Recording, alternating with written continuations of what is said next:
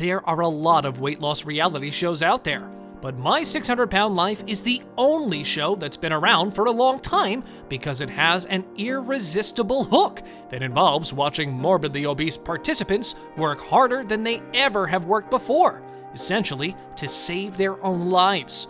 Even when star patients become frustrated or quit, it's incredibly uplifting, especially given that they've all come from traumatic backgrounds. All of this can lead to some truly crazy moments, and in today's video, we're gonna take a look at a few of them. So, let's roll! JT. All I'm afraid of because of how big I'm getting. I still can't stop doing what's causing it. If you think you've seen it all after watching back-to-back episodes of My 600 Pound Life, let me tell you that you are wrong. As JT from Oklahoma was the craziest to watch, as the guy had gained nearly 900 pounds by the time he left for Houston. JT was one of the heaviest patients to ever enter Dr. Now's care on the show, and certainly the heaviest one viewers have ever seen on any reality TV show. But it's worth noting that he had a massive lymphedema on his leg, which added an extra 100 pounds to his weight, bringing his total weight to 892 pounds.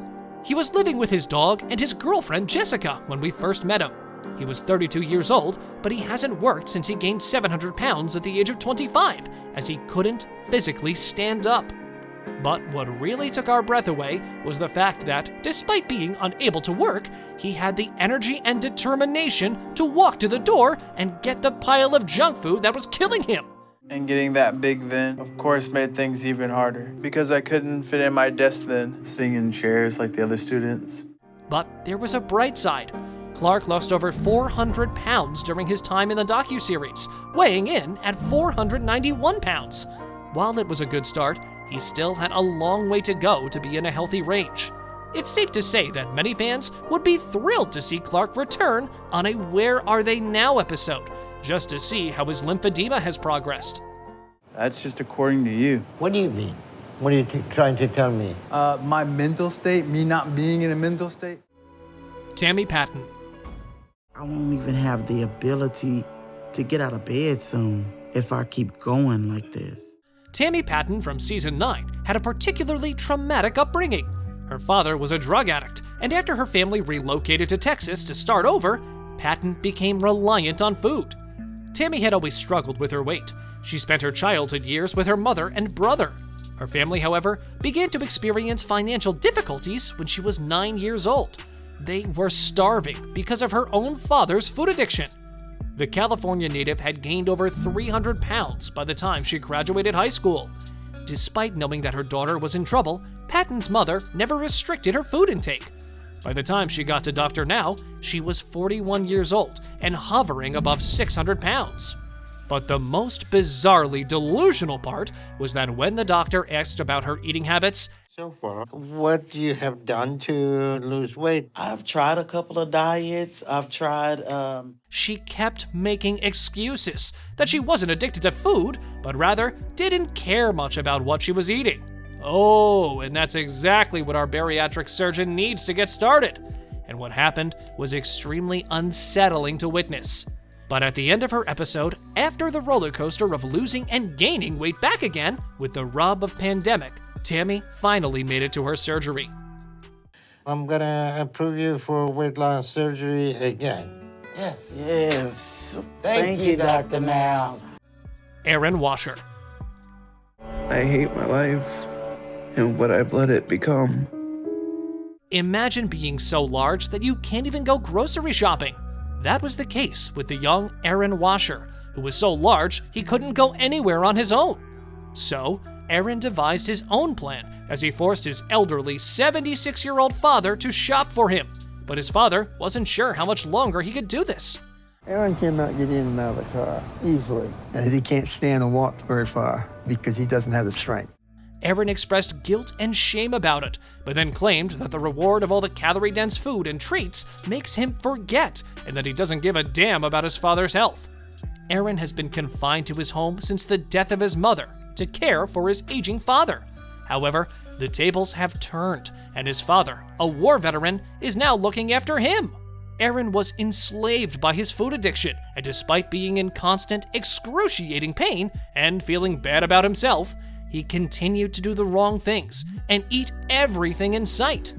He couldn't walk without the aid of a cane at his peak weight of over 700 pounds, and his exercise was limited to walks to the kitchen and bathroom. Aaron went in to Dr. Now for medical help to start his weight loss journey, tired of feeling like a burden and desperate for change. Aaron was able to stick to the diet and exercise plans given to him thanks to his father's constant support, and as a result, he was able to lose a significant amount of weight on his own and gained approval for weight loss surgery. He lost 315 pounds in total. I'm going to go ahead and approve you for weight loss surgery. Did it. Dolly Martinez. The only thing powerful enough to distract me from darker thoughts is food. Children are supposed to live stress-free lives, but Dolly wasn't so fortunate, and she had to deal with more ups and downs during her childhood. With no one by her side, she began to crave that inner peace, and seeing food as the ultimate solution, she began to eat, not to fill her stomach, but to experience that inner peace. Dolly Martinez's binge eating habit may have helped her find comfort in anything, but it had serious consequences for her health. Martinez weighed around 120 pounds at the age of 7, and bullies began to circle her because of her fat belly and obese body. Dolly was heartbroken inside every time she heard the words fat and obese, and she couldn't do anything about it. So she dropped out of school to put an end to her school bullies, eschewing all of the derogatory remarks directed at her. But did this help with her weight? No. She stayed at home and began consuming massive amounts of food. Dolly eventually decided to lose some weight after a wave of realization hit her hard. But when she first appeared on the show, her food addiction had gotten to the point that she kept repeating, "Food is my highest priority." Despite the fact that she was well aware that her weight was costing her her job and even jeopardizing her marriage. But when I get hungry, none of that matters. Food is my highest priority.